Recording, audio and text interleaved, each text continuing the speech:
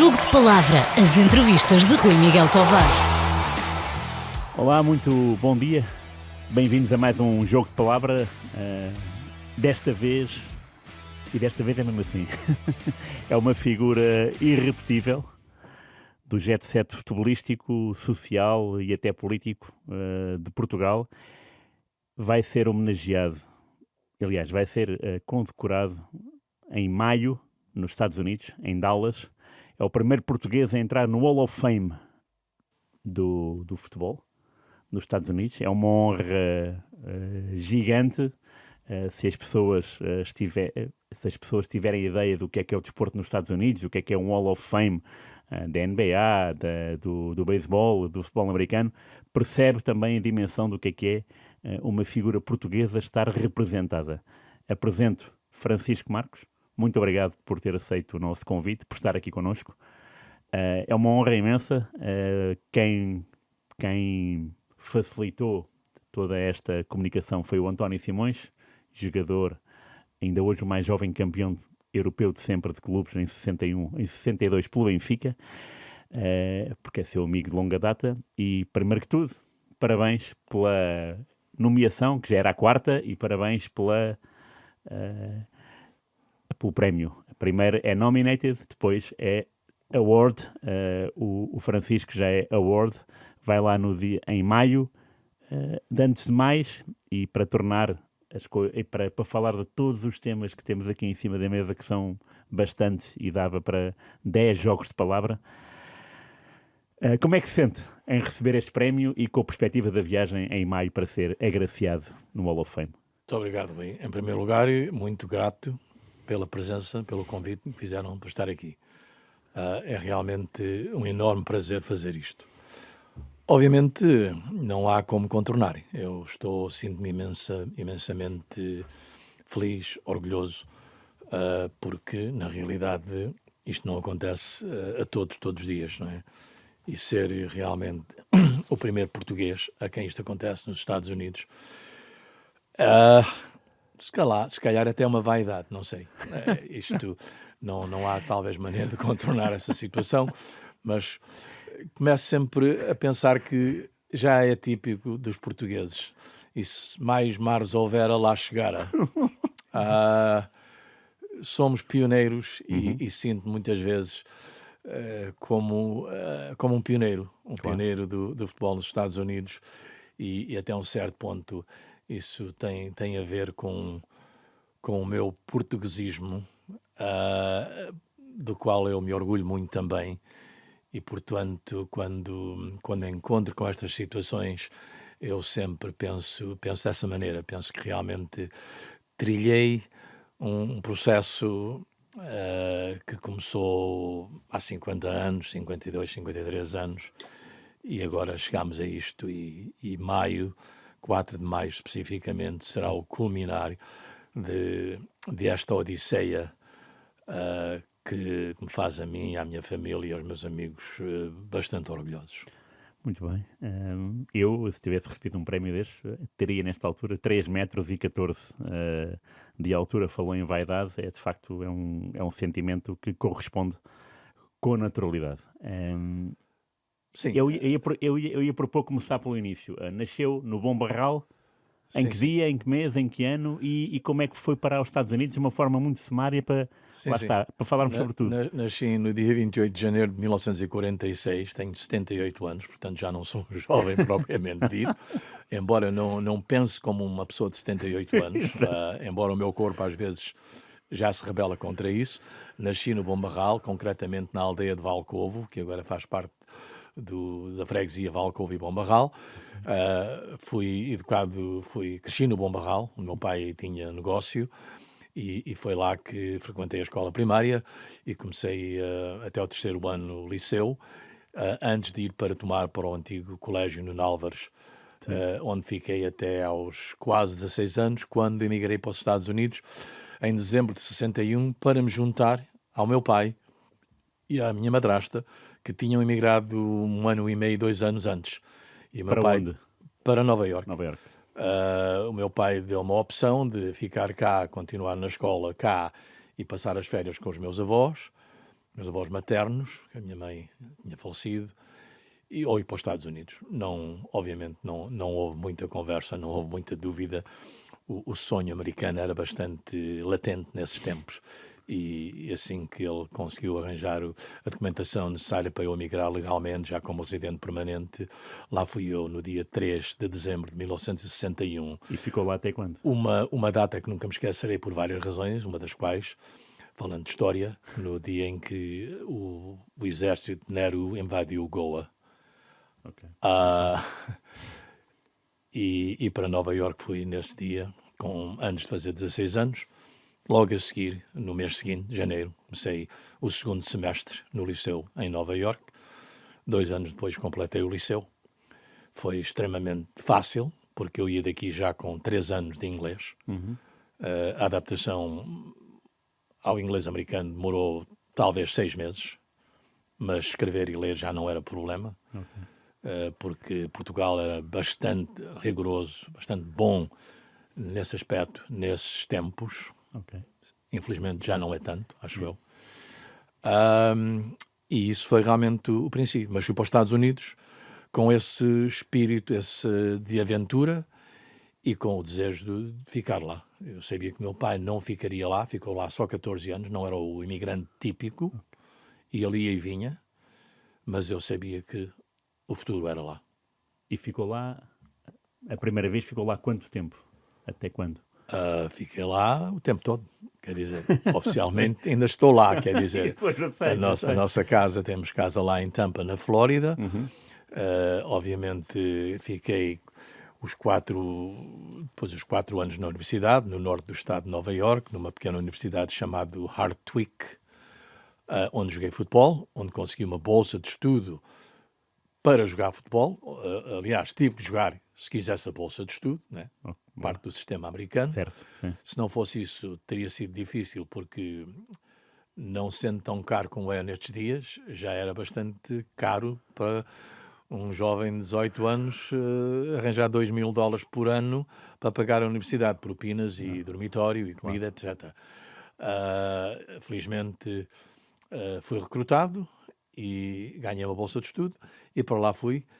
4 anos depois formei-me, licenciei-me e depois fiquei na cidade da universidade durante mais 7 anos, mas aí já a trabalhar à minha própria conta, porque logo a seguir à formação fundei a minha primeira empresa que se encarregava de organizar excursões de futebol para equipas universitárias e escolares para a Europa. Tinha quantos anos na altura? Quando 22. fez essa empresa? 22 anos? 22, sim.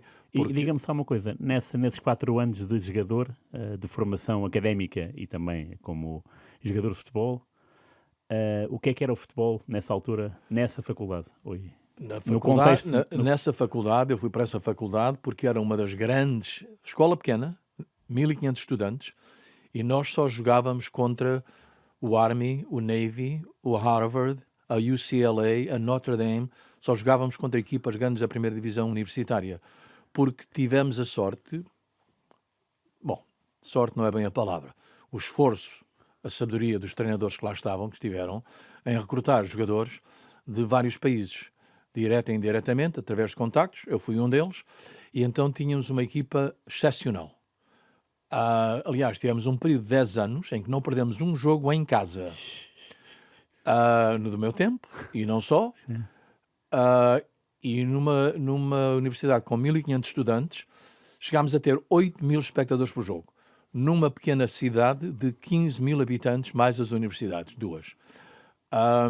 Então tornou-se realmente num fenómeno quase, não diria o único, mas quase, em que nós podíamos de enfrentar qualquer equipa universitária, fossem eles os gigantes que nós conhecemos através do basquete e do futebol americano, e portanto a qualidade da equipa era tal que nós conseguíamos bater, obviamente, e ganhar essas equipas, ir às finais do torneio da NCAA, ao ponto que no último ano da universidade, no 4º ano, nós fomos convidados, fomos aliás a primeira equipa universitária a ser convidada por um departamento cultural das Nações Unidas a fazer uma excursão à Europa.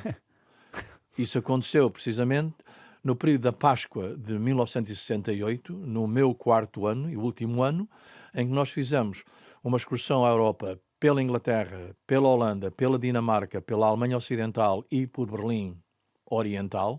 Atravessámos o Checkpoint Charlie. E eu, obviamente, como elemento da equipa, também como correspondente do jornal local e do jornal universitário da qual eu era o editor-chefe, ok? Foi uma experiência incrível. Aprender futebol internacional, futebol europeu, basicamente, na primeira viagem que eu fazia à Europa, depois de 7 anos depois de ter saído de Portugal. Claro, sim. Não vim a Portugal a primeira vez, fui à Europa. Na Europa. Voltei para os Estados Unidos, tendo conhecido a Europa antes de voltar a Portugal. Mas esta excursão pela Europa entrou-me de tal maneira na minha cabeça que eu imediatamente pensei de que isto seria aquilo que eu ia tentar fazer. E 3 meses depois, no meados de junho, vamos a falar Páscoa e logo a seguir junho, consegui que um ex-colega universitário, que já era treinador de um liceu, conseguisse angariar fundos suficientes na cidade para trazer a equipa dele à Europa. Num tour organizado por mim, o primeiro.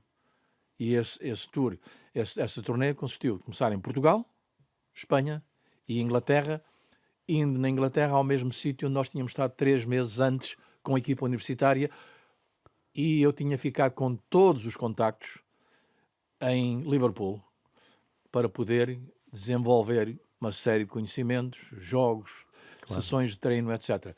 Esse foi o começo da minha vida empresarial, porque eu formei uma companhia logo a seguir, e durante os próximos 7 anos, baseado nessa cidade de Oneonta, no norte do estado de Nova Iorque, organizei à volta de 75 turnês, tanto universitários como escolares, pela Europa inteira. Portugal várias vezes, frequentemente Inglaterra, obviamente, porque por tudo, né? Razões óbvias, língua, etc.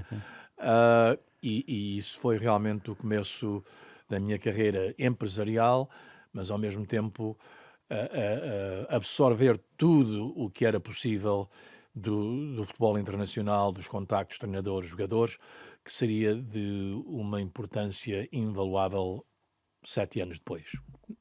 Quando falou em Liverpool, chegou a jogar em Anfield? Não, a nossa experiência em Anfield foi ver, se não me engano, as quartos de finais da Taça da Inglaterra, Liverpool contra o Burnley, 3-1 do Liverpool. Nós visitámos Anfield, conhecemos o Bill Shankly, o Bob Paisley, o Joe Fagan, aquela malta toda, e eu absorvi esses contactos todos, porque eventualmente eu comecei a trazer as equipas e Liverpool era o ponto de entrada da turnê. E aí jogávamos contra as equipas locais, universidades, a Universidade de Manchester, a Universidade de Liverpool, várias equipas da Liga da Lancashire, júniores, obviamente, estamos a falar de jogadores de 18 a 19, 20 anos. Claro. E clínicas com treinadores da associação local, da Associação de Treinadores de Lancashire, que é toda a zona aquela entre Manchester e Blackpool, Liverpool. E os contactos que fiz aí foram incríveis e invaluáveis, porque para lançar a bola um bocadinho lá para a frente, em 1973, o meu treinador universitário, que foi nessa excursão, foi ele que liderou esse processo, foi para Filadélfia treinar a equipa dos Philadelphia Atoms, na NASL, no primeiro ano, uma equipa nova. E ele da Europa conhecia aquela excursão que nós fizemos. Mas eu já tinha 5 anos de experiência a fazer isto. E ele virou-se para mim e dizia: e agora? Eu preciso de jogadores. Ok. Amanhã apanhamos o avião, não foi amanhã, foi a semana seguinte. Sim. E fomos buscar 5 jogadores recomendados por mim à Inglaterra. Como? Através desses contatos que eu tinha feito nesses anos todos nos clubes. Okay. Um deles, Roy Evans, que seria o eventual treinador principal do Liverpool, mas era jogador reserva e primeira equipa era reserva do Alec Lindsay, defesa esquerdo. Esse foi um de 5 jogadores que eu levei para Filadélfia. O Philadelphia Atoms ganhou o torneio da NASL no primeiro ano de existência. Foi? Foi. Na final com quem? Na final com o Dallas. Okay. Em Dallas. Okay. É curioso como uma destas cidades acabam por ser críticas através dos tempos. Sim. E esse processo de recrutar jogadores, ter conhecimentos na Inglaterra através de todas essas excursões, deu-me um conhecimento e uma credibilidade que eu não ganharia de outra forma. E quando, 2 anos depois, o dono do Tampa Bay precisava de um expert no futebol internacional e relações públicas, fui eu que fui chamado, porque eles sabiam, eles eram de Filadélfia, sabiam o que é que eu tinha feito com o Filadélfia. Ok. Portanto, aí começa a carreira pós-torneios da Europa na NASL. Grande entrada. Que era o campeonato, um dos campeonatos mais Sim, o campeonato charmosos do mundo, porque era muito falado. Onde jogou o Pelé, onde jogou o Beckenbauer, onde jogou o Eusébio, Simões, esse pessoal todo, Seninha, etc. Dessa malta toda, o Francisco conheceu-os? Sim, claro. Aliás, posso dizer que, eu não vou dizer que eram... O agente do Pelé é um dos meus melhores amigos no Brasil, Celso Grilhé, que era vice-presidente de marketing do São Paulo Futebol Clube, com quem eu estabeleci uma parceria com o Tampa Bay e que levámos vários jogadores de São Paulo, como o Zequinha, como o Mirandinha, como o Teodoro, vários.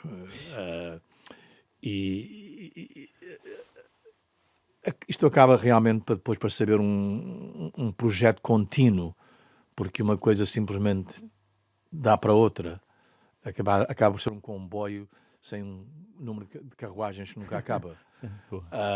É uma questão de se aproveitar da ocasião e agarrar a ocasião. Já falou aqui de jogadores ingleses e brasileiros do São Paulo. Contratou portugueses para a Nasle? Simões, obviamente. Mais 1 ou 2 de menor importância, de menor nome. Mas quem? Jairo, por exemplo, foi um jovem jogador, um extremo esquerdo do Porto brasileiro. Houve vários que foram indiretamente, por mim, que estiveram lá em Rochester, como o José Costa, por exemplo, da Académica e do Porto, eventualmente foi assistente do Carlos Queiroz na seleção. José Alberto Costa, sim. José Alberto Costa, um bom amigo. Mas, curiosamente, o melhor que eu tentei contratar acabou por não ir. No ano em que eu convenci o Simões a voltar a jogar mais um ano, ele tinha acabado a carreira na época anterior lá nos Estados Unidos, em São José, depois de ter jogado em Boston com o Minuteman, não é? no T-Man. No Minuteman, não é? No Minuteman, Exato. Eventualmente seria o T-Man. Exatamente, sim. Viemos cá a recrutar, eu e o treinador. Encontramos com o Simões porque simplesmente queríamos alguns conselhos da parte dele, mas uma coisa deu para a outra e convencemos o Simões a fazer mais uma época e foi para Dallas. Nesse processo, fomos ao Porto, também ver o que é que havia lá. Aliás, um jogador do Porto acabou por vir, mas a um certo ponto encontrei-me com um senhor chamado Jorge Nuno Pinta Costa. Começámos a falar do projeto americano e ele disse-me: então você não teria interessado num bom jogador que vai acabar o contrato aqui assim? Diga lá quem é. Olha, chama-se Oliveira, conhece? António Oliveira. António Oliveira. Eu quase caí de mim, não é? E disse: mas qual? Bem, António vai acabar o contrato e seria bom para ele. Claro, fiquei a saber muito rapidamente que o medo era que ele ia assinar um contrato com o Benfica. Ok. Então, pega conversa, levei o Oliveira para os Estados Unidos, para Dallas, onde eu estava, então como dirigente, e com o Simões, obviamente. Ele veio lá a primeira semana da pré-época, E a verdade é que não conseguimos convencê-lo a ficar. Teve uma semana, treinou-se só simplesmente para manter a forma e tal. Gostou muito, mas disse que não posso. Não, ainda tenho que jogar a um nível mais alto, ok? Essa pode ser a verdade. O António Oliveira estava no apogeu da sua carreira, sim, ok? sim. Portanto, não conseguimos convencer o António Oliveira a ficar, por nossa infelicidade, e ele acabou para voltar e ir para o Betis, Ok. e depois do Betis acabou no Sporting. Sporting. Sim, Foi realmente o grande falhanço que eu tive como recrutamento. Diga-me só uma coisa em relação ao campeonato.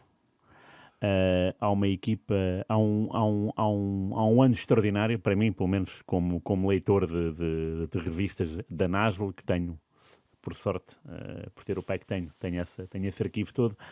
Há um ano em que há uma equipa canadiana, Toronto Metro Croatia, que é campeã dos Estados Unidos, com o Eusébio.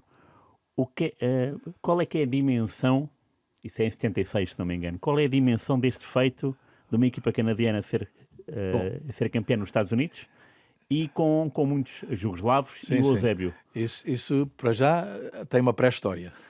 Bora. Ganharam a final, depois de terem, surpreendentemente, ganho a semifinal contra quem? A minha equipa. Foi. Tinha. Veja bem, nós tínhamos ganho o campeonato de 75, éramos favoritos para ganhar o de 76 também, arrasámos com tudo, Cosmos inclusive. Na noite do jogo que jogámos com o Metro Croatia, numa quarta-feira, tínhamos já sido avisados para termos as malas preparadas, porque tínhamos que sair muito cedo no dia seguinte para Seattle, para ir jogar a final com o Minnesota Kicks. Exatamente. Resumindo e concluindo, o Eusébio e o Sr. Ivan Lukasevich e o Sr. Wolfgang Sonnholz, do Bayern, deram cabo de nós. Ganharam 2-0 e nós não fomos à final. E eles ganharam a final. O Metros Croatia. Metros Croatia, porquê? O Toronto Metros, no ano anterior, ia à falência. Foram salvos pela comunidade croata, que era muito forte, 300, 400 mil croatas, aliás, como portugueses, italianos e gregos em Toronto. Né? Essas 4 nacionalidades dominavam a cidade. E então o clube croata, que jogava na liga local, na Toronto National Soccer League, tinham dinheiro suficiente para aguentar com aquilo. E, obviamente, estamos a falar Croácia antes de ser Croácia. Claro, sim. Mas isso foi a parte da razão. Foi-lhes consentido por salvarem a equipa de que fossem chamados Metros-Croácia, que não era uma coisa permitida nem normal. E nunca mais aconteceu. Sim. Não demoraram muito tempo. Já chegaram 3 anos como Croácia e depois desapareceram mesmo. Mas foi um ato político da parte da comunidade croata, utilizando a equipa de futebol, que era uma boa equipa, obviamente, e com muitos jogadores croatas, como isso aconteceu. Mas, lá está, cruzaram-se comigo também. E o Eusébio o Eusébio tinha acabado de sair dos Boston Minutemen, que também estava com dificuldades económicas, e os 3 melhores jogadores do Boston Minutemen, António Simões, Eusébio e Wolfgang Sonnholz, o meio-campista do Bayern, os 3 saíram. 2 foram para Toronto e o António Simões foi para São José da Califórnia, São José Earthquakes. Yeah. Okay. Essa é a história. Maravilha. A NASL acaba em que ano? 84 e 85. E o que é que o Francisco faz a seguir? Eu decidi que eu ia tentar só viver através de futebol, né? Aliás, voltando atrás, uns 20 anos, 84 mais ou menos, 18, 20 anos, eu lembro-me de um jornalista fazer uma entrevista quando eu comecei a fazer as excursões da Europa. Mas o que é que você quer fazer com o futebol nos Estados Unidos? Quer dizer, ir à Europa e tal. Olha, eu disse-lhe, para parafrasear uma expressão americana, eu quero que o meu filho nasça para ser presidente. Cresça e seja presidente.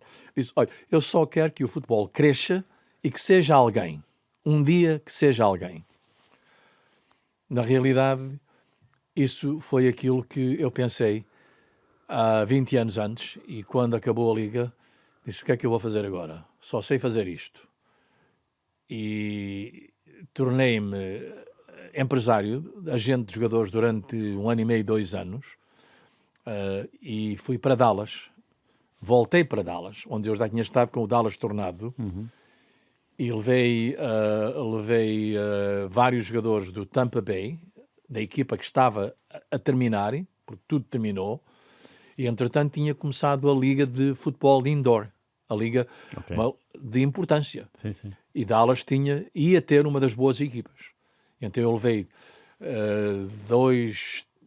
3 ou 4 jogadores do Tampa Bay para Dallas, e eu como empresário deles. Com um deles formámos um salão de futebol indoor, ok? Como sócios, onde eu, 1 ano depois, iniciaria o processo de começar a Liga, a USL, que não se chamaria USL, porque era SISL, a Liga de Indoor.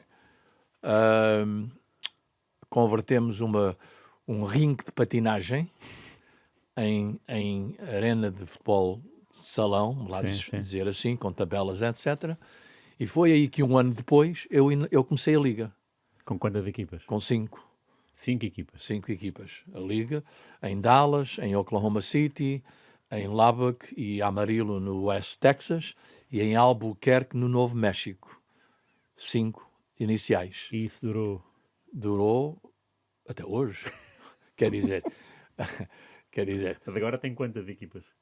Perdi a conta, à volta de 120 nas 3 divisões. Futebol sénior? Futebol sénior. Mais 3 divisões? 3 divisões. A segunda, imaginamos a Liga Inglesa. Esqueça-se da Premier, não é? Porque a primeira Premier é a Premiership da Inglaterra, mas pense Championship e First League One, League Two, 3 divisões. Depois... Mas indoor? Não. Indoor depois acabou. Depois acabou? Acabou. Acabámos o indoor. O indoor, para saltar rapidamente para o assunto, em 89, quando foi anunciado o Campeonato do Mundo para 94, eu sabia logo que o momento tinha chegado. Indoor para quem queira, outdoor para quem queira e os dois para quem queira. Okay? Mas lancei a Liga de Outdoor, a Liga de Futebol de Campo, em 89, sabendo que o futebol de campo ia voltar com o advento do Campeonato do Mundo, porque uma das estipulações da FIFA com a USSF, a Federação dos Estados Unidos, era a criação de uma liga da primeira divisão de futebol normal, futebol de campo. Okay? Isso é um compromisso que a Federação assumiu, uma responsabilidade enorme, e o presidente da Federação, nesse tempo, ia ser o Sr. Alan Rothenberg. Sim. Okay? Que foi o presidente do Comitê do Mundial, certo, e presidente da Federação. Ele assumiu de que isso ia acontecer. E aconteceu. Portanto, isso para mim foi o sinal, luz verde, que outdoor era o futuro. E eu disse, bom, não há nem que pensar 2 vezes.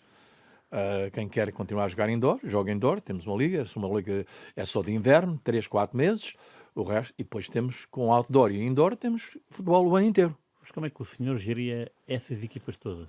Os caprichos dessas equipas e dos campeonatos e árbitros e... Rui, se fosse hoje, eu se calhar diria, isto é impossível, não faço. Mas eu não sabia, não tinha noção do difícil que ia ser, ok? Então, quando não há essa noção, você põe-se à estrada e avança, né? Ainda ontem eu vim de Arouca à meia-noite, eu sabia lá em que estado é que eu estava. Você entra e aparece uma curva e faz a curva. Depois tem 100 metros e acelera. E isso aconteceu. Realmente, eu quando penso nisso, eu realmente às vezes fico surpreendido. Mas eu não sabia, não conhecia realmente os problemas que ia encontrar. É uma questão de, quando eles aparecerem, é superá-los, é contorná-los e andar para a frente. E aí vem aquele tal espírito de descobridor, de pioneiro, de achar que não há sonhos impossíveis, são só às vezes mal atacados, mal pensados, talvez. Uma vez que se acorda de manhã e diz, é impossível, esquece disso. Não me esqueci, continuei. E começámos com 5 equipas, depois 6, depois 9, depois 12, fomos para o outdoor e de repente começámos a conseguir percorrer toda a periferia dos Estados Unidos. E quando chegámos a 94, 8 anos depois, mais ou menos, no ano do Mundial, tínhamos 72 equipas. E tínhamos começado a primeira Liga Nacional Feminina também. Não a nível profissional, um nível aberto, com algumas profissionais e universitárias. E tínhamos começado também com uma Liga Juvenil. Então, praticamente, tornámos donos do futebol de base, ok? Em termos de uma organização controlar, não que não houvessem outras, mas eram todas ao nível local, regional, e eu nunca pensei a nível local. Aliás, aos 22 anos, quando eu me formei da universidade, como eu queria continuar a jogar, eu formei a primeira liga no norte do estado de Nova Iorque com 8 equipas em cidades 200 milhas à parte. E nem falo dessa, é a Liga a Liga de Futebol do Estado Império, que é o nome de Nova Iorque, é Empire State, não é? Okay. E isso foi o princípio, um teste para a minha capacidade organizativa de poder eventualmente lançar estas ligas todas que eu lancei. Obviamente tive ajuda, tive amigos que tornaram como irmãos, mas a responsabilidade era minha. Fui eu que assumi.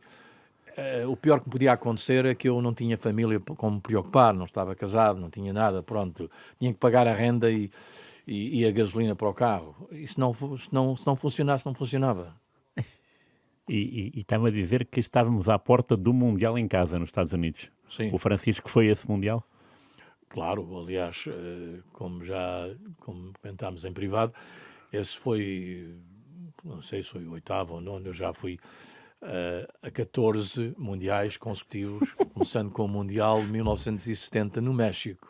Tinha eu 22 anos e meio, e eu e 3 amigos, inclusive o meu amigo treinador do Los Angeles Aztecs, treinador do George Best e outros, onde o Elton John era o dono. Ah, era? Era. Ok. Deixa lá. Fomos de Nova Iorque, da minha cidade, num Firebird, os 4, de lá até ao México, para ver o Mundial. Chegámos lá a tempo.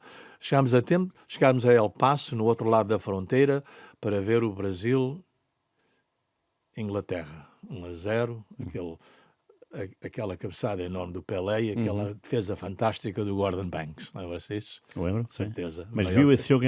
Não, na televisão. Na televisão. Na televisão, na fronteira do México já. No dia seguinte chegámos a São Luís Potosí, no meio do México Central. Sim. Chegámos à cidade do México a seguir, no fim da fase de grupos, e lá ficámos até à final. Como é que eram os bilhetes? Como é que se arranjavam bilhetes na altura? Não sei, arranjámos, sei lá, chegámos lá e comprámos. Há muito tempo, eu sei que tivemos bilhetes. Portanto, viu para além de ter acompanhado esses 14 mundiais, viu as 14 finais desses mundiais? Não vi todas as finais. Não viu? Não. Tive fases em que fui às partes finais, porque entretanto estamos a falar do verão. Certo. E a Liga Americana, verão. Eu tive que roubar tempo, praticamente, para ir aos mundiais. Claro.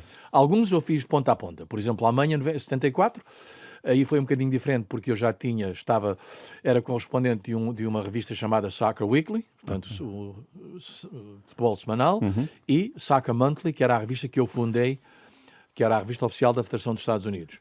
Aí foi com um jornalista acreditado e vi tudo de ponta a ponta. O primeiro jogo que vi foi a Suécia-Holanda, em Dortmund, em que o Cruyff... é aquela jogada do... Exatamente.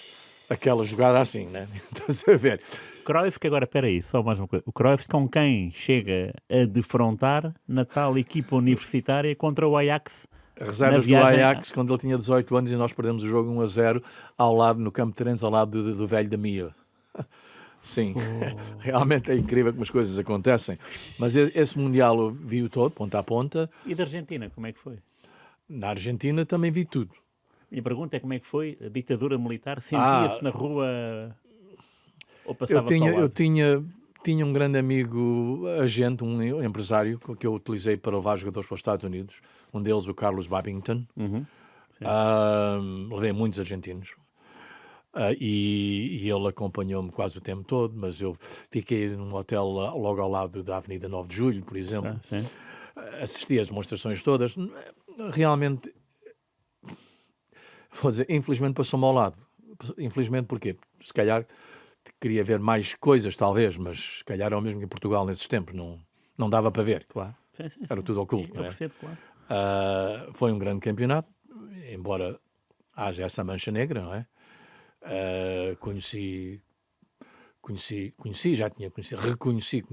Encontrei outra vez pessoas como o César Menotti, que tinha jogado na NASL. Era. Sim, sabia. Menotti jogou no New York Generals, eventualmente Cosmos. Acabou a carreira dele lá. Não sabia disso. Pois, portanto... Mas o reconhecer é estar com ele? Sim. Lidar com ele? Sim, porque veja, na NASL a liga era nova, era pequena. Havia as reuniões normais dos dirigentes com treinadores e tudo isso. Quando eu digo, por exemplo, que conhecia o Pelé, porquê? Conhecia o Pelé porque o Pelé e eu estávamos juntos 5, 6 vezes por ano, através de reuniões, conferências de imprensa, depois viagens ao Brasil, que eu fazia, e então através de um agente dele nessa ocasião, que é um dos meus melhores amigos no Brasil, Celso Grellier, que era na ocasião o vice-presidente de marketing do São Paulo, e com o São Paulo e o Tampa Bay nós tínhamos uma relação enorme, levámos vários jogadores, fizemos um convênio, trouxemos o São Paulo a fazer um torneio na Flórida, e o Manchester City, o São Paulo e o Ipswich Town. Okay. O último jogo como treinador do Ipswich Town, do Bobby Robson, foi um torneio de Tampa Bay que eu organizei. Uma semana depois, selecionador da Inglaterra. Obviamente, isso proporciona-lhe entrada e depois você vale o que vale. Se vale alguma coisa, se tem alguma coisa para oferecer a essas pessoas, ao programa, começa-se a criar uma relação. E são anos e anos e anos de contacto contínuo. Né? Até e o Mundial de Espanha, que muita gente acha o melhor Mundial de sempre, o que é que o Francisco tem a dizer? Eu acho que foi pior. Pior? Não gostei nada. Porquê? Para já, aqueles grupos de 3, Ok. e Na depois segunda avançarem mais 2 para o grupo. Aquele horrível episódio da Áustria-Alemanha que roubou a Argélia um jogo, a Itália chegar à fase final com 3 empates, ganhar com algum mérito, obviamente, através de um jogador, Paulo Rossi, que teve o jogo da vida dele. Estava lá, já agora? Sim. No Itália e Brasil? Sim, estive no Itália e Brasil. Estive em jogos em Barcelona e em Madrid. Aliás, eu teria vindo de qualquer maneira, mas felizmente tínhamos acabado de despedir o nosso treinador em Tampa, e o treinador que nós queríamos levar, e levámos, o dono da equipa disse: não, tens que ir a Madrid, encontrar-te com o Sr. Lamar Hunt, que era o sócio da equipa. O Dallas Tornado tinha acabado e tinha-se unificado com o Tampa Bay.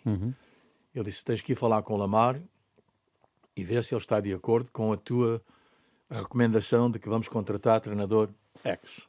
O treinador X é o meu treinador universitário. Estivemos juntos em Dallas, em Tampa e em Calgary, no Canadá. Bom, já lá vamos. E então, nem precisei de mais nada. Vou já amanhã. Quanto mais cedo eu for, mais jogos eu vejo. Quer dizer, arranjei sempre maneira, mesmo dentro do campeonato americano, durante a época, de ir aos mundiais. Cheguei a um ponto em que disse: eu nunca mais vou falhar um mundial. E felizmente isso aconteceu. Não tantos europeus eu acho que tenho só 8 ou 9, já assim, mas desde 92. Vi o campeonato o europeu 92, a final em Bruxelas. Os Final Four, com a Alemanha, a Rússia... ganhou a Alemanha, né? Não, 92 não, então é Não, 96 não, isso. desculpe, 72. 72, ok, claro. 72 ganhou a Alemanha. Sim, ganhou a Alemanha. Depois daquele jogo fenomenal que eles fizeram em Wembley, em que o Netzer acabou com aquilo tudo, ganharam 3-1 em Wembley. Em Wembley. E a própria final foi um espetáculo. 3-0 sim. à União Soviética. Exato. Vimos esse Os jogo. soviéticos nem sequer Aliás, respiraram. vimos esse jogo com uma excursão universitária. Lá estou outra vez. De Inglaterra, fomos de carro para a Alemanha por Bruxelas, para ver o Final Four do europeu. Portanto, os mundiais, obviamente, deram-me um cabedal enorme. Mas porque fui como jornalista várias vezes, fui como dirigente várias vezes da Federação dos Estados Unidos ou do Brasil, como já mais ou menos referenciámos no Mundial de 94. Já vamos. Mas deixa-me só perguntar uma coisa sobre mundiais. 86, no jogo Inglaterra-Argentina, estava lá? Sim, estava lá. 90, Itália-Argentina, meia-final, em Nápoles. Estava lá. Olha, eu vim para casa, eu estava tão revoltado, estava tão revoltado na cidade do Maradona, eu não consegui vender um bilhete extra que tinha para o jogo, porque nem sequer me queriam pagar o preço do bilhete. Eu tinha um bilhete extra, um amigo que foi embora, ok? E revoltado, eu não vendi nem dei a ninguém, trouxe o bilhete para casa. Bom, e não me ligou. Estou ligado que eu ia Estava logo. lá. Ia logo. Sim, estive lá com 2 amigos, fomos de lá para Roma, de Roma para Milão, para Turim, não sei já quando jogo. Aliás, nem sequer vi os jogos dos Estados Unidos, que foi o primeiro Mundial dos Estados Unidos desde 1950. 50, sim. Não, mas não calhou, não valia a pena Claro. e tal, era o que era. Levámos 5 da Checoslováquia, do Skoravi. Seguravi. Uma lição. Só um da Itália? 1-0? 1-0 da Itália num jogo muito bom. É verdade. Contra uma equipa basicamente universitária. Universitária, sim. Com um treinador que acabaria por ser treinador na minha liga durante muitos anos, em Milwaukee. Bob Gensler. Bob Gensler, ok, sim. Que chegou a ser campeão da USL. Ok. Nos Milwaukee Rampage. Rampage, Ok. Muito bem. Deixe-me só continuar a viagem por mundiais de jogos históricos, embora eu reconheça mais os jogos históricos do passado longínquo do que do passado recente, mas Sim. 94, final do Mundial de 94, Brasil-Itália. Mais um Brasil-Itália. Mais um Brasil-Itália. Estava lá? E não foi um grande jogo, né? Não. 0-0, falhanço do Baggio e tal. Obviamente eu queria só que o Brasil ganhasse, porque eu passei 7 semanas com o Brasil como embaixador da FIFA com o Brasil. 7 semanas com eles? Sim, as 3 semanas antes. Eles fizeram um estágio na Califórnia. E, portanto, as 4 semanas do Mundial, as 3 semanas prévias, em que eles fizeram vários jogos em vários lugares da Califórnia, Sacramento, Santa Bárbara, etc. E vivemos juntos durante 7 semanas.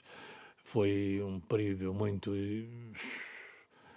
excitante e também frustrante, porque o Brasil, uma seleção muito exigente, ao contrário do que se pensa que é tudo samba e tal, não é.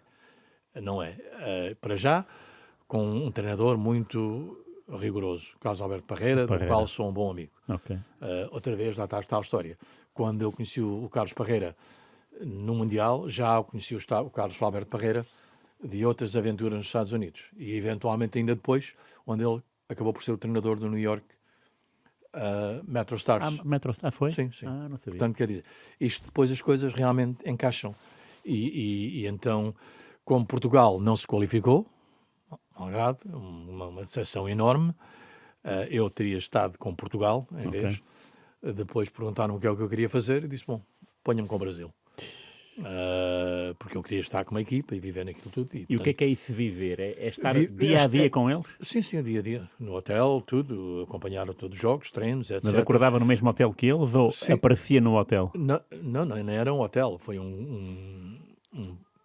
uma espécie de uma quinta em Los Gatos, no subúrbio de São José, onde eles ficaram com a propriedade inteira o tempo inteiro, ok? E que tal? Que tal, digo, pessoalmente, Tafarel? Sim, com o Tafarel, estabeleci uma grande relação com o Taffarel, com o Leonardo. O Leonardo, lembro do Leonardo quase a chorar, pergunto, Francisco, pá, diz-me como é que está o Tab Ramos. Ele deu uma pancada enorme ao Tab Ramos, acredito, acidentalmente. Claro. E o Leonardo era uma pessoa, um ser humano muito, muito bom, na minha opinião. Claro. Depois veio para o Paris Saint-Germain Certo, como diretor sim, técnico. sim. E ver aquele miúdo de 17 anos sentado no banco, nos treinos, pensava, vou jogar, não vou jogar, chamava-se só Ronaldo Fenómeno, né? Mas eu, obviamente, compreendia, porque com a presença do Romário e o Bebeto, o Ronaldo não O Romário ia entrar. era uma pessoa introvertida ou já aí? Era introvertida, não falava muito. E o Romário? O Romário era aquele carácter que todos nós no futebol sabíamos, um completamente extroverto, espalhavatos. Tudo era brincadeira, tudo é uma brincadeira. E o Bebeto não era tanto assim? Ou também era? Não, o Bebeto era muito mais amigável, uma pessoa muito aprazível, mas retraído, nada. Branco, grande personalidade também. Raí via-se, era um senhor. Aliás, era um meu irmão, doutor, o Sócrates. Exatamente, sim. Causou-me confusão ver um Dunga a levantar a taça, porque o capitão é o Raí no início do Mundial. Depois às tantas o Raí perdeu o lugar e entra o Dunga. E o Dunga era aquele batalhador. Portanto, ele levanta a taça na raça, nem sequer está a pensar em nada. Vê a taça e só quer celebrar, é isso? Eu estava ali mesmo ao lado deles. Estava? Sim, tem fotografias. Aliás, eu sentava-me no banco. No banco, durante os jogos? No fim do banco, claro. Sim. Não, eu era o embaixador direto da FIFA com o Brasil. Cada equipa tinha um tal embaixador. Normalmente era um nativo desse país. Se houvesse um americano de lá que conhecesse os costumes, a língua, etc., para que eles se sentissem à vontade. Eu, por exemplo, todas as conferências de imprensa do Parreira, era o que fazia. Tradutor, tenho, aliás, fotografias ao lado do Carlos Alberto, com o Keith Cooper, que é o diretor da FIFA, Sim. A traduzir, e o Carlos faria bem em inglês, mas às vezes perdia-se um pouco também, porque aquilo era muito seguido, e traduzido do português para inglês e vice-versa. Era eu que fazia praticamente tudo isso. Isso fica uma relação muito forte, porque são 7 semanas. Como é que é o último minuto dessa... O último minuto as pessoas choram, abraços... Eles estão todos ali no monte, quando acaba o jogo, e eu estou mesmo em pé ao lado deles. Tenho essa fotografia, exatamente. Acho que mostrámos o outro dia, no outro programa. Mas ao mesmo tempo... frustrante, não sei se será a palavra, porque eram muito exigentes. Muito exigentes no sentido de que eram bastante rigorosos nos pedidos, tudo o que queriam, e tinham, como sabemos nós no futebol, tinham um presidente da federação que era uma pessoa muito difícil, o Ricardo Teixeira, de quem e não só, felizmente ou infelizmente, muito difícil de conviver. Felizmente ele só vinha lá 5, 10 minutos por dia e aos berros por isto e por aquilo, e aos jogos, obviamente, nos camarotes, mas realmente era aquele tipo de pessoas que pensava que era dono daquilo tudo. Não, eventualmente pagou o preço que pagou. Ok. Isto... Alguma vez desempenhou esse cargo noutro Mundial, com outra seleção? No Mundial Sénior, não. Estive como jornalista várias vezes. Diretor da federação, sim, mas não diretamente com a equipa, porque há a tal história. Entretanto, a Liga, a USL, da qual eu era o presidente, eu não podia afastar por 5, 6 semanas em todas elas, no meio do campeonato. Okay? Então, tinha que escolher. Ou abandonava a Liga, não era assim uma coisa feita de bom ânimo, não claro, é? Sim. Por exemplo, os Olímpicos de Atlanta, de 96, eu teria acompanhado Portugal também, mas tive que recusar o convite, nomeei um amigo, porque isso ia-me afastar do meu dia-a-dia, e então não pude fazer. Acompanhei várias vezes a equipa de sub-20 nos mundiais, como diretor de delegação nos mundiais da Nigéria, 99. Vimos lá num hotel em Bauchi, lá no norte da Nigéria, a final do Manchester United contra o Bayern, aquela final louca do minuto 92 a 93. A final na Argentina, as finais na Argentina e na Holanda. Na Holanda, Isso é o Messi, não é? É a Argentina. Na Holanda estávamos no mesmo hotel que a Argentina, e na manhã do jogo Estados Unidos-Argentina está este miúdo de 18 anos ali sentado no lobby do hotel com cara de poucos amigos. Parece que lhe tinham realmente dado uma chapada enorme. Porquê? Porque o Sr. Lionel Messi não ia ser titular no jogo com os Estados Unidos aquela noite. Não ia ser titular no sub-20 da Argentina, e não foi. Entrou em intervalo. Mas porquê? Gestão? Ou... Mas diz que ainda não estava pronto para aquilo. Quer dizer, isso é a história que aconteceu com o Maradona em 86 também. Foi para o Japão para jogar o Mundial de Júniores e não jogou, e o Menotti foi muito criticado, mas ganhou e acabou-se, não é? Essas são realmente imagens que ficam desses torneios. Na Nigéria, tivemos no grupo de Espanha e Inglaterra.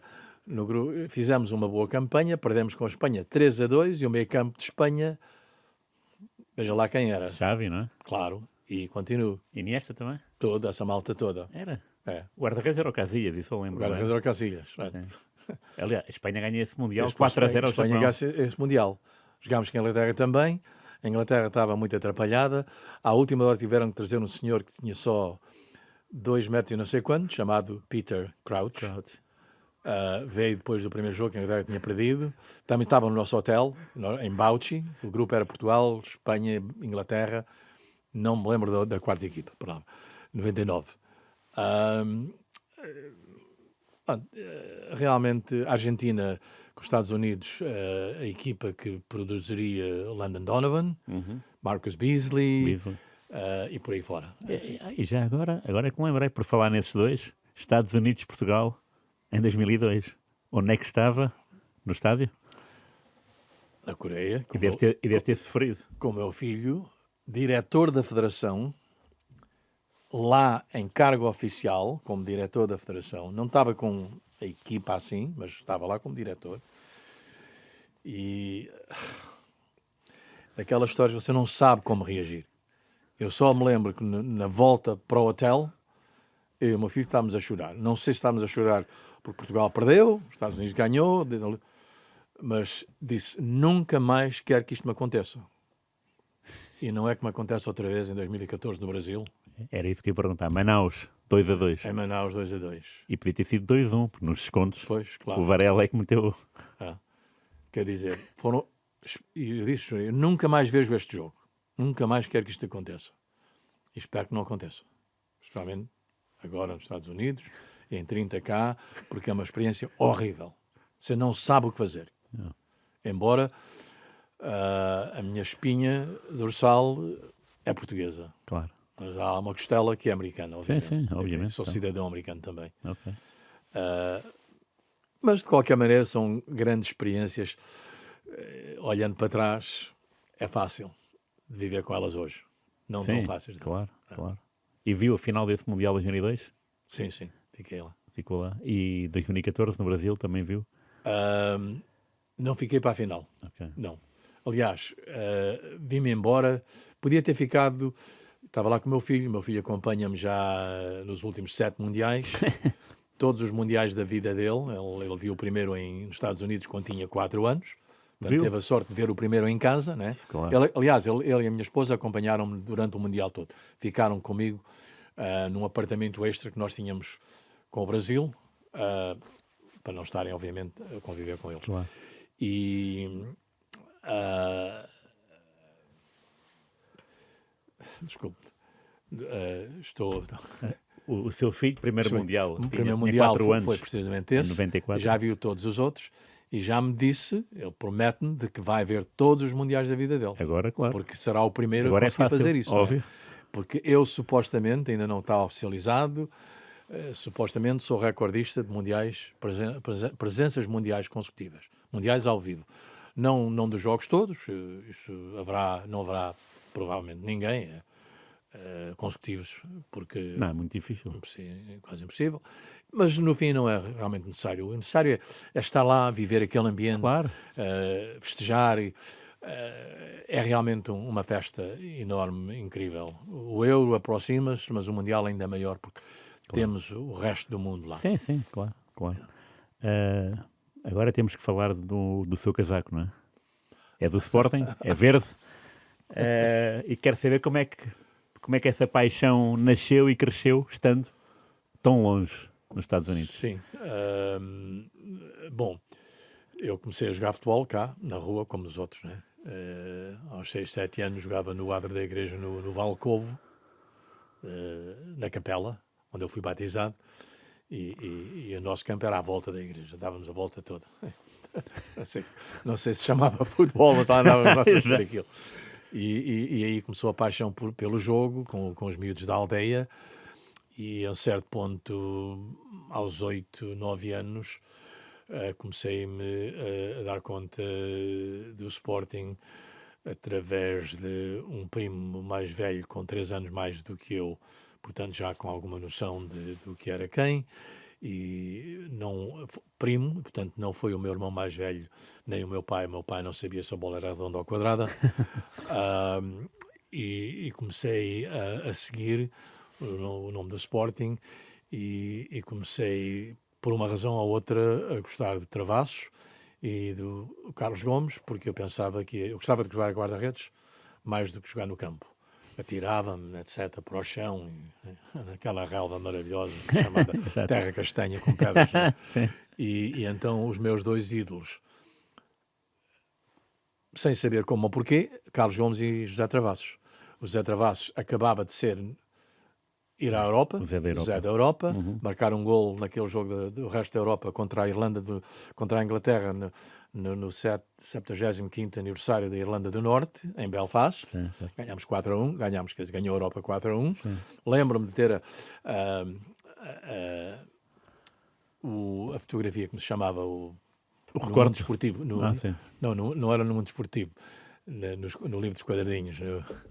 O Sport? Não era Sport, era Aventuras, e depois vinha um suplemento, uma separada. Um suplemento dentro em que mostravam uma fotografia de uma equipa. Essa fotografia, precisamente, a Seleção da Europa, com Buffon, Okvirk, Travassos, Masopust, etc. E eu com 9, 10 anos.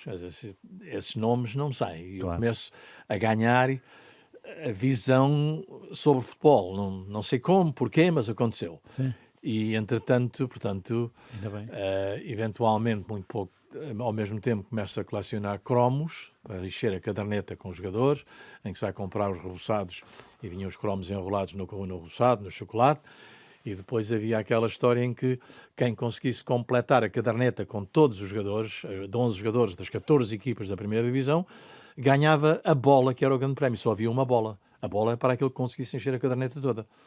Eu não sei como, onde é que eu conseguia arranjar dinheiro, tirava 5 tostões daqui, 10 tostões daquela, do meu pai. Eu sei que enchi a caderneta e ganhei a bola. A primeira bola de futebol que eu tive foi precisamente essa. E essa equipa do Sporting com a qual eu enchi a caderneta consistia de Carlos Gomes, Caldeira e Galás, Janos, Passos e Juca, Hugo, Vasques, Martins, Travassos e Albano, portanto, o pós 5 violinos, menos Peiroteu e Jesus Correia. Claro. Esse já não tive a felicidade de conviver. E qual foi o primeiro jogo ao vivo do Sporting? Eu só vi o Sporting jogar pela primeira vez aos 23 anos. 23? Aos 23 anos. Em Portugal eu ou fui fora? para os Estados Unidos com 15 anos.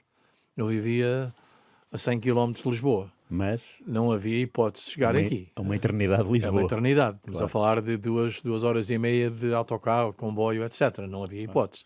Meu pai não queria saber de futebols. Já tinha ido para cá. Portanto, aquilo que eu teria gostado de fazer durante esse período dos 15 anos aos 20, aos 25, de ver o Sporting sempre que pudesse, é aquilo que eu estou a viver agora. ok? Mas essa paixão começou aí, teve um bocado em baixo nos primeiros anos nos Estados Unidos, porque não havia contacto, não havia meios de comunicação, ok? De vez em quando lá se conseguia um jogo nas ondas curtas com Artur Agostinho e Sim. Ali Márcio, etc. A chama nunca se acabou, mas era baixinha, não é? Sim. Quando vim cá pela primeira vez com essa tal equipa escolar, na digressão, jogámos com uma equipa, um misto de júniores do Sporting, em Alvalade, num campo de treino, com uma universidade, e o primeiro jogo do Sporting, eu se calhar não consigo acertar no nome da oposição. Vou lá chegar, mas agora está-me a escapar. Mas obviamente, daí para a frente, com as viagens mais ou menos contínuas todos os anos a Portugal, que aconteciam só no fim da época nos Estados Unidos, em agosto, setembro, vínhamos cá passar férias de um mês. Lembro-me, por exemplo, o meu filho ir fazer 4 anos depois do Mundial de 94, e escolhi de propósito que o primeiro jogo que íamos ver ia ser o Sporting Maccabi Haifa, 4-0, se não 4-0, sim. Pré-eliminatória da Taça dos Campeões, um jogo que eu tinha quase a certeza que íamos ganhar, e eu queria que o meu filho fosse ver um jogo do Sporting, o primeiro, em que nós ganhássemos. Para garantir. Para garantir a conversão. Esse não é o jogo em que o Pedro Barbosa marca 3 golos? Acho que sim. Vemos esse jogo no velho Alvalade. Claro. Eu também estava lá. E pronto. E daí para a frente foi uma situação anual, até que depois em 1990 comecei a vir mais assiduamente. E pronto, não era sócio, estava lá, não havia realmente aquela necessidade, aquela urgência de ser sócio. Só realmente sou só sócio, comecei a ser sócio no velho Alvalade no último ano ou 2 últimos anos do Alvalade, e depois realmente continuei sócio e gamebox a partir do jogo com Manchester United no novo estádio. Claro. E diga uma coisa, que há bocado falou da coleção de cromos e ficou-me na cabeça 11 jogadores, normal, 14 equipas. E sendo o Francisco o autor, o criador de um campeonato nacional dos Estados Unidos em 86, e que ainda hoje perdura com as tais 3 divisões e a Liga Feminina e a Liga Jovem, o que é que seria, se o Francisco estivesse cá e tivesse que fazer controle alt-delete ao campeonato português, como é que iniciava o campeonato? A partir de agora são não sei quantas equipas, o sistema é este. Ainda bem que eu não tenho trabalho cá, ninguém me paga, estou à vontade para falar. À vontade, claro. Porque eu sou um amante de história, do futebol, obviamente, não só de futebol, mas neste caso vamos falar de futebol, e eu sou muito progressivista, mas também sou um revisionista. Para mim, o futebol precisa de uma operação radical. Não só em Portugal, mas Portugal se calhar ainda mais, porque estamos anos-luz atrás de muitos países do resto da Europa, e vamos começar a ficar através dos Estados Unidos, não no campo necessariamente, mas fora das 4 linhas. Temos muita coisa boa cá, especialmente jogadores e treinadores. Certo. Temos uma boa federação. Tem que tirar o chapéu ao trabalho da Federação nos últimos 10 anos, pelo menos, a todos os níveis. Técnicos, organização, marketing, tudo. Podem melhorar, estão a melhorar sempre. Mas a Liga, e não estou aqui a pôr culpas em ninguém especificamente. Pedro Proença, eu conheço pessoalmente, tenta fazer o melhor que pode, mas no fim ele é simplesmente um empregado de 18 presidentes e mais 18 ainda, né? Exato. E, portanto, só faz aquilo que, no fim, pode fazer. Eu sei que ele gostaria de fazer mais.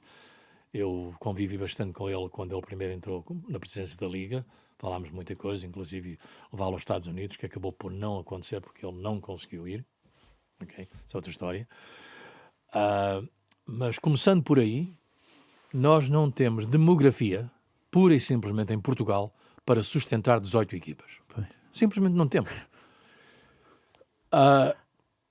Com muita ajuda, com muitos favores, eu teria um campeonato de 12 equipas. Mesmo assim, teria 6 a mais daquilo que nós temos em termos de mercados viáveis. Nós temos mercado para 2 equipas em Lisboa, para uma no Porto, para uma em Braga, para uma em Guimarães e uma na Madeira. Eventualmente, teríamos mercado no Algarve, não em Faro, em Portimão, no Algarve, que é diferente, em Coimbra, em Leiria, e sei lá.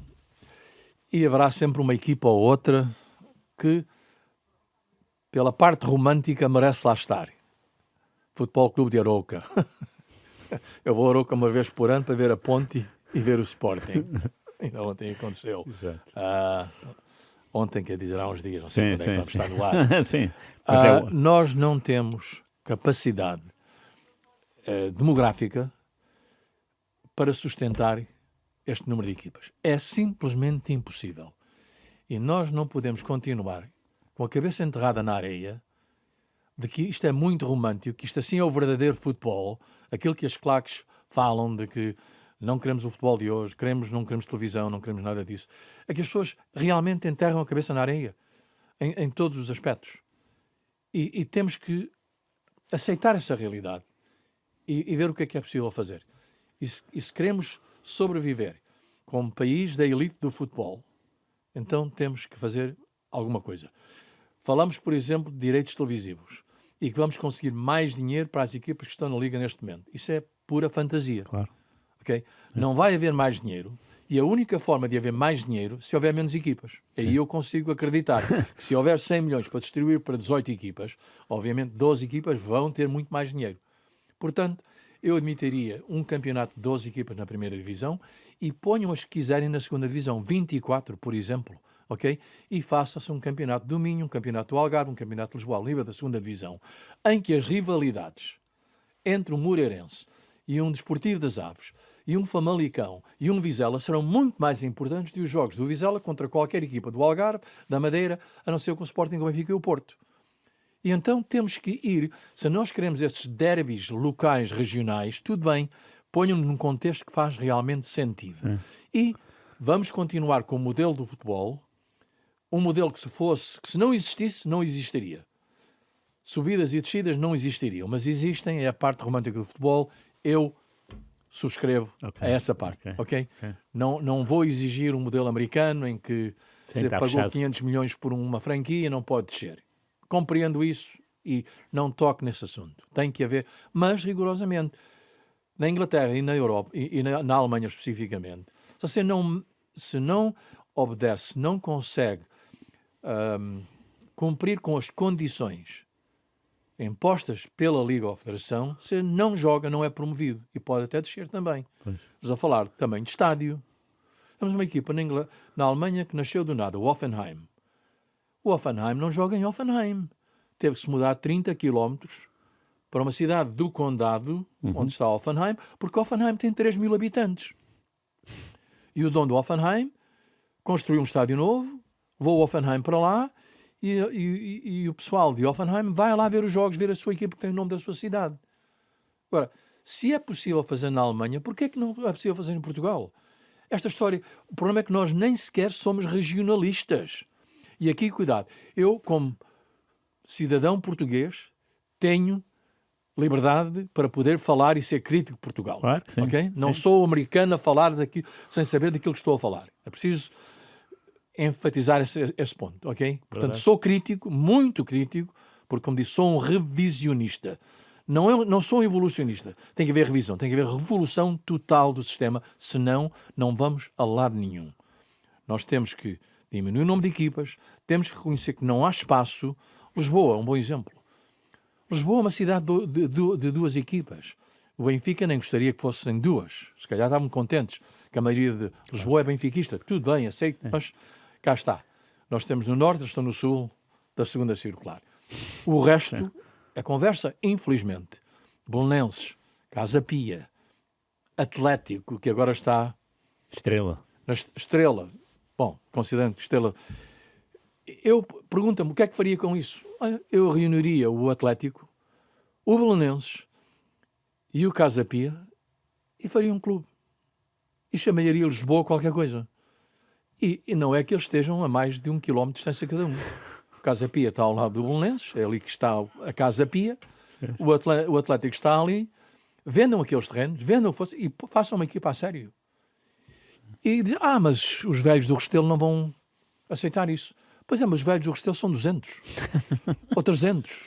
No máximo 500. O Casa Pia tem 200 ou tinha 200 sócios. E se volta para a segunda divisão, espero que não aconteça, porque um grande amigo meu é o dirigente máximo do Casa Pia, o Tiago Lopes. Ok.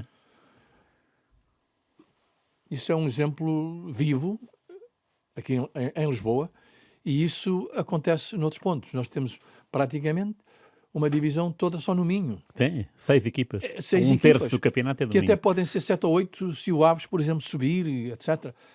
É uma coisa... É um absurdo. Não há outra palavra. E isso, temos que acabar com isso. O problema... mas nós temos as rivalidades. Sim, as rivalidades do bairro. E esquecemos do facto de que, quando isto tudo começou, nós podíamos... O Oriental podia existir em Marvila e o Atlético em Alcântara. Sim. E eram como se fossem 2 cidades diferentes. Claro. Mas os tempos são outros. Sim, mudou muita coisa. Já não há hipótese de chegarmos a isso. Temos que reconhecer isso. Até lá chegarmos, mas isso realmente requer um programa drástico que arrase com tudo isto. Portanto, é revisão total. Sim, mas já agora, 12 equipas, com quantas voltas? Rui, há muitas maneiras de lá chegarem. Tem a ver, para já, nós sabemos que temos jogos a mais. Okay? Estamos aqui a falar numa ocasião em que o Sporting não jogou em Famalicão, pelas razões que nós conhecemos, mas entre campeonato, Taça da Liga, não há espaço. Liga Europa, não há espaço, ok? Não há espaço. Temos que mudar, revolucionar o calendário, seja como for. Portanto, a primeira questão é quantos jogos querem fazer? São 34, 48? Okay, vamos lá chegar a esse número. Nós precisamos de tantos jogos em casa. Então, começamos pelo fim e depois vamos ao princípio. Se queremos jogar 34 jogos na Liga, sabemos que vamos ter que cortar alguma coisa. Taça da Liga, a Taça de Portugal eventualmente repensada também, e agora com a nova Champions ainda mais, né? 8 jogos mínimos, etc. Mas, possivelmente, por exemplo, se tivéssemos 12 equipas e se fosse só uma volta, podemos logo fazer 3 voltas, 33 jogos. Mas precisamos de um 34 para igualar os jogos de casa e fora. Está bem, então vamos selecionar uma equipa com a qual você faz o 34º jogo. Mas, aliás, antes de chegarmos a um ponto tão radical, até no momento atual, nós temos 8 equipas. Então, nós não vamos diminuir. Não há hipótese. Então, está bem. Então, nós já fazemos um calendário que é condicionado. Os primeiros 3 jogos, os grandes não podem jogar com os grandes, não podem jogar 2 jogos consecutivos entre si. Tudo bem. Então, eu vou condicioná-lo completamente. Se temos condições, eu vou-lhe pôr todas as condições aí. Condicioná-lo. Como é que chego lá? Bom, então, eu vou dizer, que campeonato é que você quer? Não é quantos jogos. Que campeonato você quer? Eu quero um campeonato que, ao fim dele, a partir da Páscoa, mais semana, menos semana, eu quero tudo vivo. Eu quero os últimos 4, 5, 6 jogos do campeonato vivo, em que todos ainda podem ganhar, subir ou ficar lá no meio daquilo. Claro. Então, como é que eu chego lá? Se eu já condiciono o calendário, vou condicioná-lo ainda mais e eu vou dividir os 18 em 3 grupos de 6 para propósitos de calendarização. Okay. E as últimas 5 semanas do campeonato vão ser jogadas entre os primeiros 6 da classificação antiga. 1 contra o 6, 2 contra o 5, 3 contra o 4 e vice-versa. De maneira tal que a equipa que está em 6º lugar, normalmente o Guimarães, ou o Braga, ou a surpresa da época, ou o Aroca, quem for, não são 5, são 6, estou a ser generoso até, sim. Ainda vai conseguir lutar pelo título. Porque se alguém estiver em 6º lugar, ainda não tinha jogado com os outros 5 e ganhar em 5 jogos, se calhar, vão ganhar o título. Pois, percebo. Vão Sim, lá sim, chegar. sim, sim, Ok? percebo isso, percebo. E a mesma coisa vai acontecer com os 6 de baixo, em que estão a lutar com forças iguais para contratos de promoção, e os do meio estão no meio a fazer o seu também. Então, o fim da primeira volta é feito assim, e o fim da segunda volta também é feito assim, ou talvez com um bocadinho, uma pequena nuance diferente, que seria, ao fim da primeira volta, para não acontecer o que acontece às vezes, que há uma equipa fenomenal, Casa Pia, na primeira volta, de repente está em 10º lugar. Não, vou refazer o calendário da segunda volta nas bases da finalização da primeira volta em termos do calendário. Ok. Para que os primeiros 6, os últimos 6 e os do meio sejam lá. Sim, sim. Eu garanto que isso vai dar mais emoção, mais vida ao campeonato, e ainda tenho 18 equipas, malgrado não ser o número que serve. Portanto, há várias maneiras de lá chegar, e isso talvez fosse um processo gradual de se chegar eventualmente a essa situação. E então, começar realmente um programa de educação e de marketing a sério. Nós não temos marketing, cá, isso é uma ilusão, ok? Inventa-se aí qualquer coisa. Benfica, Sporting, e Porto e tal, e coisinha aqui. Mas é conversa. Um programa de marketing e de educação, relações públicas, em que estas situações que eu faço de fusão de clubes se possa converter numa realidade.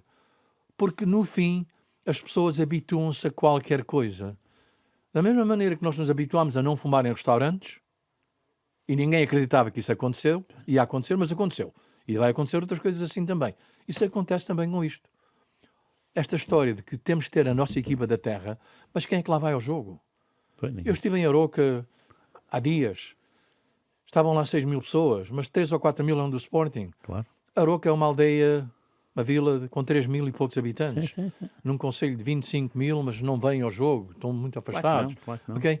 É muito romântico ver um Aroca jogar muito bem. Não tem nada a ver com isso. Mas o Aroca, por exemplo, se eu sou o presidente da Liga, o comitê organizador da Liga, e há várias situações. Não vais jogar na primeira divisão se não tens um estádio com pelo menos 10.000 lugares. Com todas as condições necessárias para que alguém que seja simplesmente um adepto de futebol goste de ir ao jogo e tenha condições. Além disso, se não tens pelo menos 10.000 lugares no estádio, simplesmente nas condições. A UEFA já faz isso. Aliás, o Aroca teve que pôr uma bancada extra na época em que chegou à Liga Europa. Sim. Ok, já lá não está. Sim. E o Passos Ferreira foi jogar fora. Exatamente. Sim. Portanto, eu vou exigir 10.000 lugares, porque quando o Sporting, o Benfica e o Porto, para não falar do Braga ou Guimarães, vêm lá, simplesmente não conseguem um lugar para os seus adeptos que querem lá ir. Ok? Então, o que é que eu vou fazer? Eu vou utilizar os elefantes brancos que nós temos em Portugal, nomeadamente Aveiro, Coimbra, Leiria, Algarve. E esses palcos vão ser utilizados. E quando o Aroca jogar com o Sporting, Benfica e o Porto, vão jogar em Aveiro. E quando formos a Famalicão e arredores, vamos jogar em Braga. E a mesma coisa quando formos a Faro e Portimão, etc. Esses estádios são públicos, são municipais, são do Estado. Portanto, esses clubes podem ter o direito de jogar lá. Claro. E aí eu tenho a certeza que vou criar mais espetáculo. Não quero saber se vai haver mais adeptos de um clube que de outro. É o que é. Querem estar a esse nível, têm que ter alguma responsabilidade. E isso é um exemplo de muitas das situações que podem acontecer para começarem a mudar a face daquilo que nós temos no nosso futebol profissional atualmente. Muito bem. E só para dar 2 ou 3 exemplos, porque realmente não dá para acabar. Sim, eu sei, isso era outro programa. Olha, Francisco, muito obrigado pelo seu tempo. Esgotou e não esgotou, podia ser muito mais, como lhe digo. Parabéns mais uma vez, comece e acabe da mesma maneira. Vai ser um dia extraordinário para o país, para si então nem se fala. Que corra tudo bem, que seja uma grande viagem épica e que seja uma cerimónia à grande e à americana e que corresponda a todas as suas expectativas, porque foi uma vida muito, muito cheia e que ainda vai transbordar de outras emoções, imagino eu. Obrigado mesmo por ter estado aqui e grande abraço. Igualmente obrigado da minha parte, porque isto foi realmente muito gratificante e eu como não tenho papas na língua, tenho imenso gosto em comunicar ideias aos portugueses. Algumas não serão válidas para muitos, mas pronto, há diferenças de opinião. Claro. E se algumas podem ser aproveitadas, cá estou para ajudar a implementá-las. Muito bem. Obrigado. Obrigado. Muito bom dia. Até ao próximo Jogo de Palavra para a semana. Pode ver e rever em rr.pt e também na plataforma YouTube e Spotify. Muito obrigado. Grande abraço.